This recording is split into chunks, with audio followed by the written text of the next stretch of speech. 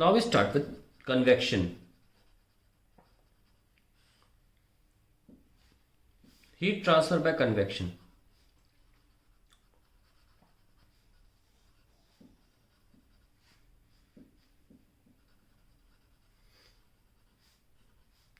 ना ये फ्लूइड्स के बीच में होता है, इन फ्लूइड्स।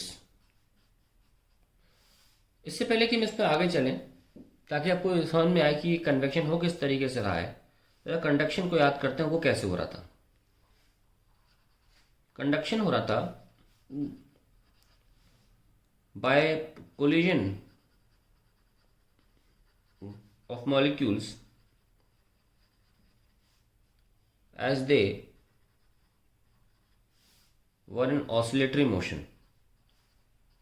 In oscillatory motion यानी कि अपनी ही जगह पर ऑसिलेट करके, कोलाइड करके अपनी एनर्जी को ट्रांसफर कर रहे थे, लेकिन वो अपनी जगह को नहीं छोड़ रहे थे, यानी कि fixed at their position.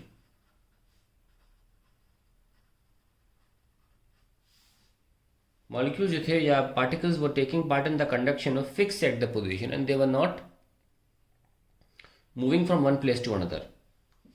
Whereas convection जो होता है, ये होता है convection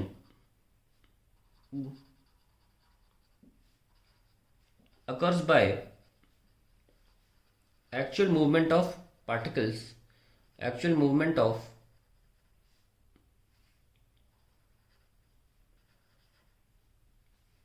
particles from one place to another place to another, तब जाके कन्वेक्शन होता है। तब इसको प्रोसेस को तभी एक ऑफिशियल लैंग्वेज में लिख लेते हैं, convection heat transfer, convective heat transfer. Heading डाल लीजिए और शुरू करते हैं। एक बार बता दूं मैं आपको, कन्वेक्शन बहुत छोटा है, ये इसी वीडियो में ख़त्म भी हो जाएगा, इसी ही वीडियो में 10 मिनट में ख़त्म हो जाएगा। और अगला वीडियो बनेगा इसमें थोड़ा उस फिनोमिना में बताऊंगा, एक दो। और इसकी वजह यह है कि ये काफ़ी कॉम्प्लेक्स है, और जब आप सिविल ब्रांच, मैकेनिकल या केमिकल ब्रांच पढ़ेंगे तो आपको ये बहुत डिटेल में बताया जाएगा, और तब पता लगेगा कि क्यों 11th क्लास में इसको इतना डिटेल में नहीं पढ़ाया गया है। ये बहुत कॉम्प्लेक्स होता है और इसको समझना इतना आसान नहीं होता है इस लेवल पे, इसलिए स्कूल्स लेवल पर ये बहुत छोटा दिया जाता है। मेनली रेडिएशन और कंडक्शन काफ़ी बड़े होते हैं, सबसे बड़ा रेडिएशन ही होता है। कन्वेक्शन अभी ख़त्म हो जाएगा विद इन 10 मिनट्स, ठीक है। तो कन्वेक्टिव हीट ट्रांसफर क्या है हम लिखेंगे, the process in which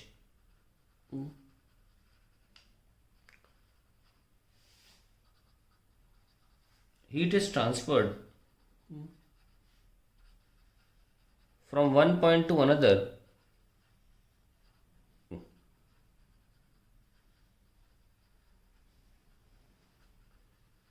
by the actual movement of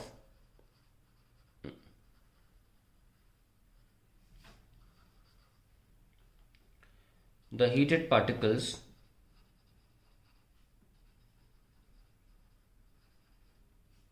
जैसे कि molecules from a place of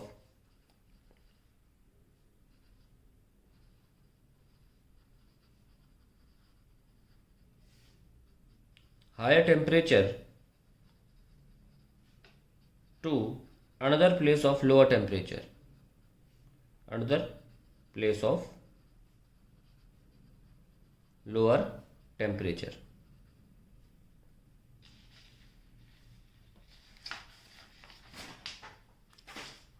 Convection is of two types. Convection is of two types. एक होता है नेचुरल कन्वेक्शन और एक होता है फोर्स कन्वेक्शन।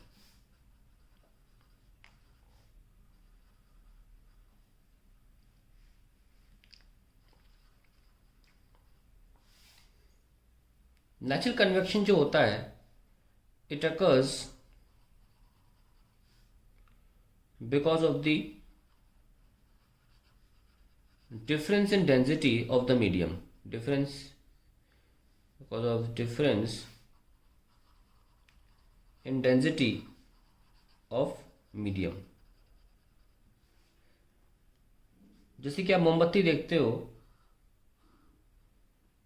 तो आप उसकी लॉ ऐसी देखते हो, ये लॉ उसकी कन्वेक्शन की वजह से ही है कि जब हवा इसके आसपास की एयर गर्म हो जाती है तो वो ऊपर उठती है, ठंडी हवा नीचे आ जाती है।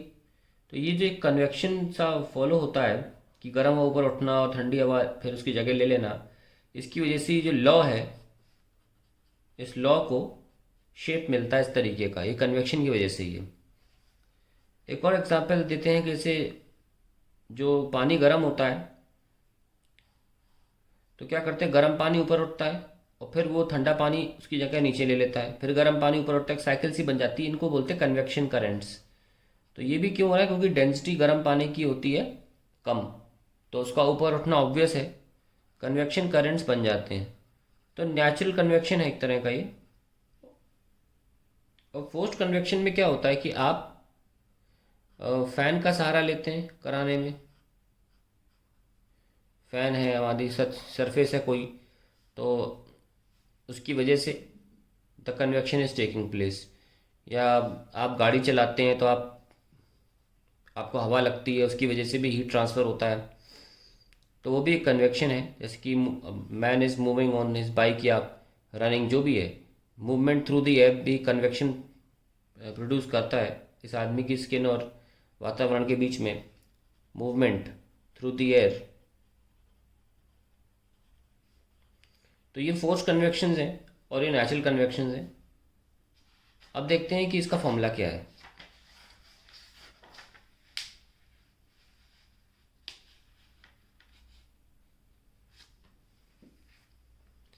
कन्वेक्शन में हीट ट्रांसफर रेट यानी कि dQ/dt भी डिपेंड करता है एरिया ऑफ सरफेस पे, जो expose to area of surface expose to lose heat, exposed to lose और गेन हीट, लूज और गेन हीट। यानी कि मान लीजिए सरफेस ऐसा है तो, और हवा ऊपर से ऐसे गुजर रही है, तो दिस सरफेस, जिस मैं शेड कर रहा हूँ, ये एरिया लिया जाएगा जो हीट लूज या गेन कर सकता है। अगर मैं फिर से बना लेता हूँ ठीक सा, सपोज ये टेम्परेचर T1 है और टेम्परेचर T2 है। If T1 is greater than T2, तो ये जो सरफेस है ये फ्लूइड से हीट ले लेगा। The surface will take heat from air. और अगर T1 लेस देन T2 है, the surface will lose heat to air। ठीक है, सो ये एरिया आप समझ गए होंगे कौन सा लेना चाहिए। At the same time dQ/dt obviously दिख ही रहा है, टेम्परेचर डिफरेंस पे भी डिपेंड करता है। तो इन दोनों फैक्टर्स को अगर हम जोड़ लें तो हमको पता लगेगा कि proportional to A delta T। और जब हम इसको खोलते हैं तो यहाँ पे एक नया कांस्टेंट आता है H A delta T, where this H is convective heat transfer coefficient, convective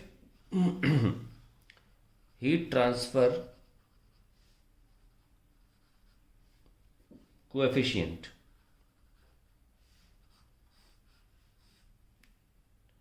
अब उसको डिफाइन भी कर सकते हैं।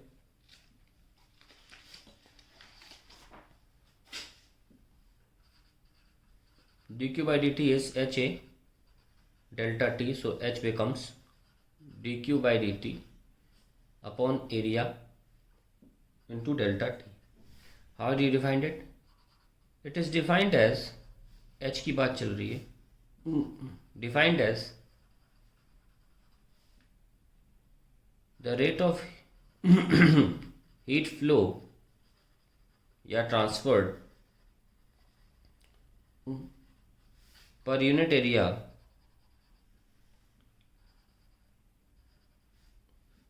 per unit temperature difference। आप देख सकते हैं कि इसका कोई डेल्टा एक्स या डी एक्स नीचे नहीं है। टेम्परेचर ग्रेडियंट वाली सिचुएशन इसमें नहीं है, यही फ़र्क है आपका कन्वेक्शन के फॉर्मूलेज में। अब यूनिट देख लेते हैं, unit of convection heat transfer coefficient H. तो ये तो वॉट आ जाएगा, upon time energy upon time what होता है, ये मीटर स्क्वायर और ये केल्विन। तो ध्यान रखें, वॉट पर metre square kelvin is the unit of H. Now convection जो है हीट लॉस्ट या गेंड और भी फैक्टर्स पे डिपेंड करता है, और इसके बाद हम खत्म करेंगे इस टॉपिक को। कन्वेक्शन कन्वेक्टिव हीट ट्रांसफर लिख लेते हैं, या heat transfer by convection depends upon various other factors, जिनको मैथमेटिकली नहीं लिखते हैं हम, वो लिख रहा हूँ मैं। वेरियस अदर फैक्टर्स मैथमेटिकली नहीं है वो, जैसे कि पहला, एक तो ज्योमेट्रिकल शेप ऑफ सरफेस, ये एरिया कैसे लिखना है या एच कैसे लिखना है। एच में बहुत कुछ छुपा हुआ है, एच निकालना पड़ता है। इंजीनियरिंग करोगे तो एच निकालना पड़ता है, और एच डिपेंड करता है ज्योमेट्रिकल फैक्टर्स पे। ज्योमेट्रिकल शेप ले लें, शेप ऑफ सरफेस, क्योंकि इस पे डिपेंड करेगी एच की value. Shape of surface,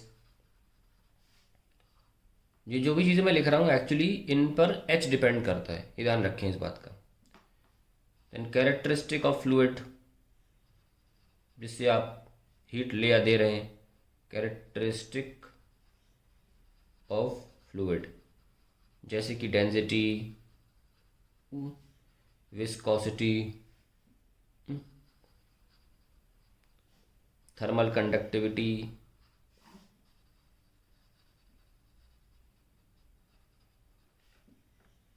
specific heat capacity,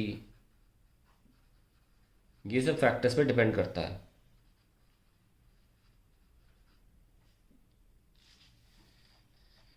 और तीसरा यही लिख लेते हैं, टाइप ऑफ फ्लो। तो आप देख सकते हैं काफ़ी कॉम्प्लेक्स है,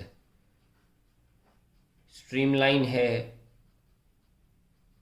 कि टर्बुलेंट है, इन फैक्टर्स पे भी डिपेंड करता है। तो ये सब एच जो है, ये एच के बारे में बात कर रहा हूँ मैं।